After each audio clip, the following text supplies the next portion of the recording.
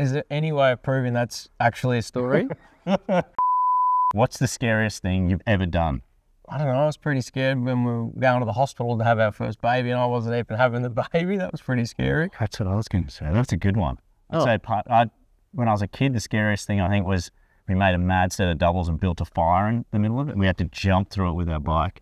My mate kicked a stick up as I was launched in the air, and it landed across my arm. So I was jumping with a fire stick over my arms and still landing. Is there any way of proving that's actually a story? That's true. You're just going to have to believe me. Moving on. Is there a world record that tickles your fancy? Well, I'd like to have the most V8 supercar starts, but Craig Lanson's got that pretty wrapped up, and I announced my retirement 2 years ago, so that's going to stop that. Just do a Johnny Farnham. Come back and you're the voice tour, you reckon? Just turn up for the starts. What does everyone else seem to like that you can't stand? What does everyone else like that I can't stand? While you're thinking, I'll just say mine. Mine's bananas. I was going to say, I think I know your answer, but I don't know mine. Just intolerance of fools. I don't know.